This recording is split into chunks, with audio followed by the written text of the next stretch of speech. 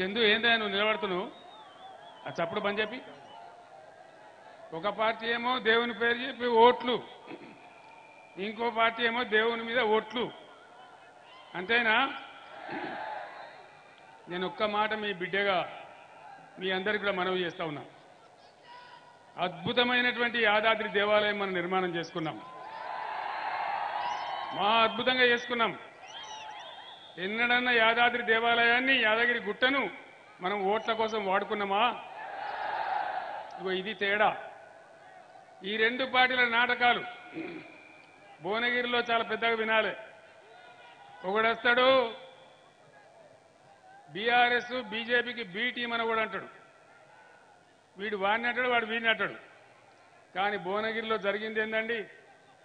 భువనగిరిలో బీజేపీ కాంగ్రెస్ రెండు మిలాఖత్ అయిపోయి మున్సిపల్ బీఆర్ఎస్ చైర్మన్ దించేసి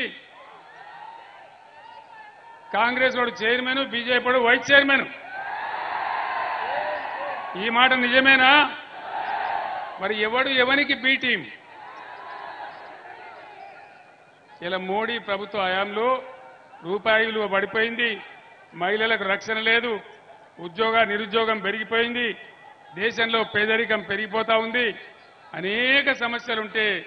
అదేం లేదు అక్షంతలు కలపాలి తీర్థం పుచ్చుకోవాలి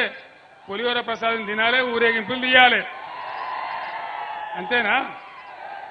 ఈ అక్షింతలు ఈ పులిహోర ఈ తీర్థాలు ఈ కాషాయ జెండాల ఊరేగింపు మన కడుపు నింపుతుందా మన పొలాలకు నీళ్లు తెస్తుందా ఇదే నరేంద్ర మోడీ ఏం చేసిండు కేసీఆర్ నువ్వు తెలంగాణలో ప్రతి బోరుకు మీటర్ పెట్టాలి పెట్టకపోతే నిన్ను దించేస్తా నిన్ను వడగొడతా నీ ఎమ్మెల్యేలను కొంటా నీ రాష్ట్రానికి వచ్చే 25,000 కోట్ల రూపాయలు ఇయ్యా ఇది బీజేపీ దందా నేను అసెంబ్లీలో మాట్లాడలేదా మీరు చూడలేదా నేను చెప్పిన నరేంద్ర మోడీ గారు నా తలకాయ దిగిపడ్డా సరే నా రాష్ట్రంలో ప్రజలకు కరెంటు కావాలి నేను మీటర్లు పెట్టా అని చెప్పిన నేను ఇప్పుడు ఇక్కడ ఒకవేళ బీజేపీ కోటేస్తే ఏమంటారు మేము రైతుల మోటార్లకు మీటర్లు పెట్టమనంగా కూడా మాకే ఓటేసిండ్రు అందుకే తెల్లారి నుంచే మీటర్లు పెడతామంటారు అందుకే రైతాంగం ఆలోచన చేయాలి బీజేపీ హయాంలో తెలంగాణకు ఒక్క నవోదయ విద్యా పాఠశాల ఇయ్యలే ఒక్క మెడికల్ కాలేజ్ ఇయ్యలే నేను 150 సార్లు ఉత్తరాలు రాసిన 50 సార్లు ఢిల్లీకి పోయి మొరబెట్టుకున్నా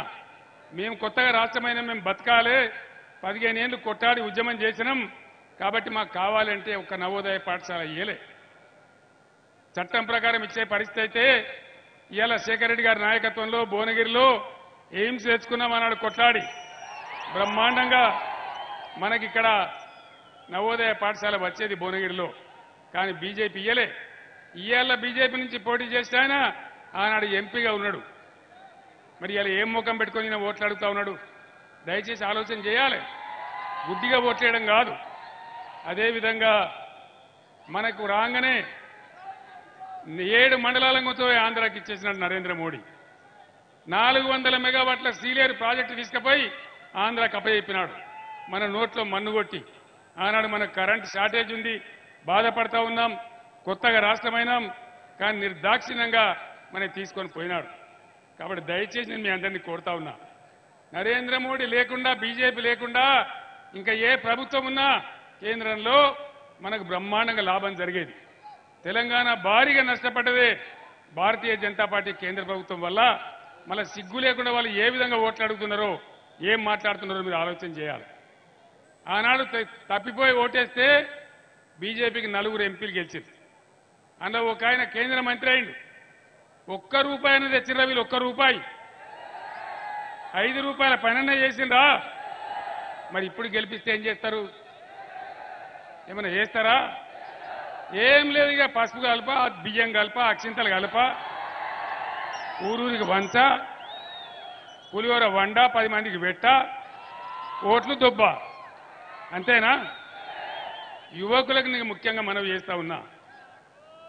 మా వయసు మీరిపోతా ఉంది ఈ తెలంగాణ మీది భవిష్యత్తు మీది ఈ రాష్ట్రాన్ని ముందుకు నడిపేది మీరు ఆలోచన చేసి బుద్ధితో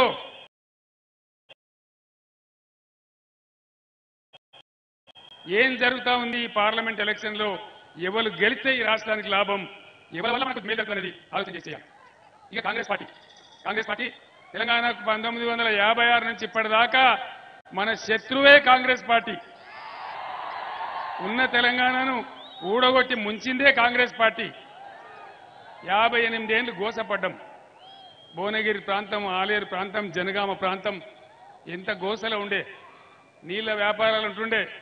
ట్యాంకర్లు ఉంటుండే, బిందెలు పట్టుకొని మోసుడు ఉంటుండే, ఎన్ని బాధ